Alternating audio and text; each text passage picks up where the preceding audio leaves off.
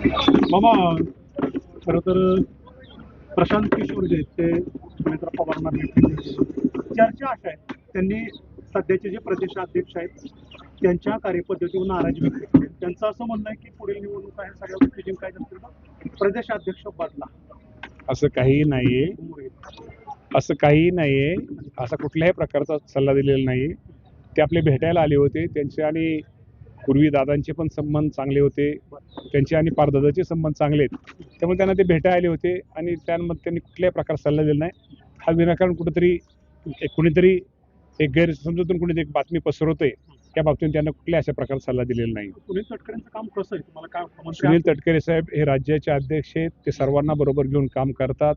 सुनेत्रा वहिनी पवारांच्या मार्गदर्शनाखाली खूप चांगलं काम तटकरे साहेब करतात. त्यामुळे असं वावड्या उठवणं हे चुकीचं आहे. हर्षवर्धन सपकाळ यांनी एक स्टेटमेंट केलेलं आहे की मी सुनीत्रा पवारांना फोन करण्याचा प्रयत्न केला, मात्र त्यांच्याशी फोन होऊ शकला नाही.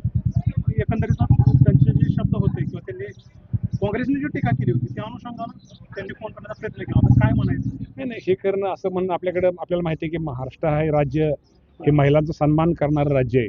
त्यामुळे खरंच ज्यांनी कुणी ती टीका केली असेल ते अत्यंत चुकीची आहे, त्याचा निषेध करण्यासारखं आहे. आणि त्यामुळं असं कुणीच महिलांच्या बाबतीमध्ये कुठल्याच पक्षाने करू नये. हर्षवर्धन सपकाळ यांनी सुनीत्रा पवारांची माफी मागली. 100% त्यांनी दिलगिरी व्यक्त करा, माफी मागण्यापेक्षा माफी मागणार नाही, पण नक्कीच चुकीच्या शब्दाच्या बाबतीमध्ये त्यांनी निश्चित प्रकारच्या बाबतीमध्ये त्यांचा विचार करावा. प्रवक्ते उमेश पाटील जे आहेत त्यांनी एक एक्सवरती पोस्ट केली आणि ती पोस्ट राजकारणात जरा थोडी चर्चांना उदाहरण आणते. त्यांची पोस्ट आहे की बाबा दादांवर जर खरं प्रेम होतं तर मग दादांच्या मागे त्यांच्या परिवाराचं प्रेम कसं काय कमी होऊ शकतो. काही लोक असे आहेत की दादांच्या नावावर विश्वासावर आणि त्यांनी दिलेल्या संधीवरती मोठे झाले, मात्र दादांच्या पाशात दादाच्या परिवाराला मानसिक त्रास देण्याचा काही ना प्रयत्न होतोय की काय म्हणायचं एकंदरीत? उमेश पाटलांनी कोण माहित नाही आपल्याला. नाही ना, पक्षात काही चांगलं चालेल म्हणजे कोण म्हणतं ते चुकीच चाललेलं नाही. राज्याच्या उपमुख्यमंत्री सुनेत्रा वहिनी पवार यांच्या मार्गदर्शनाखाली तटकरे साहेब असतील, भुजबळ साहेब असतील, प्रफुल्लभाई पटेल असतील यांच्या नेतृत्वाखाली पक्ष हा बळकट आहे आणि पक्षाच्या सगळ्याच कार्यकर्त्यांना निश्चित प्रकारे न्याय देण्याची भूमिका या सर्वच आमच्या नेते मंडळी असतील आणि सुनेत्रा वहिनी आमच्या प्रमुख आहेत.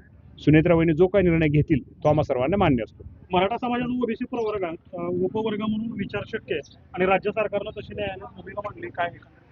काय मला मराठा समाजाचा ओबीसी प्रवर्गामध्ये उपवर्ग म्हणून विचार शक्य आहे वाटतं तुम्हाला? राज्य सरकारची भूमिका आहे काय? मी माहिती घेतली नाही त्या बाबतीमध्ये. मी नक्की माहिती घेईल आणि या बाबतीमध्ये आपल्याशी बोलेल. हिंगोली जिल्ह्यात 8 महिन्यात जवळपास 41 शेतकऱ्याच्या विविध कारणानं आत्महत्या झाल्या. नापिकी असेल, कर्जबाजारीपणा असेल, इतर कारणं असतील. एकंदरीत त्यामुळेच आम्ही राज्यातल्या शेतकऱ्यांना कुठेतरी अडचणीत आलेल्या शेतकऱ्याला मदत करण्याची आमची भूमिका आहे. खरंच राज्याच्या मुख्यमंत्र्यांचे आभार मानले पाहिजे. कुठलीही निवडणूक डोळ्यासमोर नसताना सुद्धा आज माझ्या 56 लाख शेतकऱ्यांना 40,000 कोटीपेक्षा जास्त रक्कम कर्जमाफीची मुख्यमंत्री आणि आमच्या सगळ्या सहकाऱ्यांनी आमच्या दिलेली आहे. निश्चित प्रकारे निवडणूक नसताना दिलेले निर्णय शेतकऱ्यांच्या पाठीमागं हे सरकार शेतकऱ्यांच्या पाठीमागं उभं राहणार आहे, शेतकऱ्याला सहकार्य करणार आहे.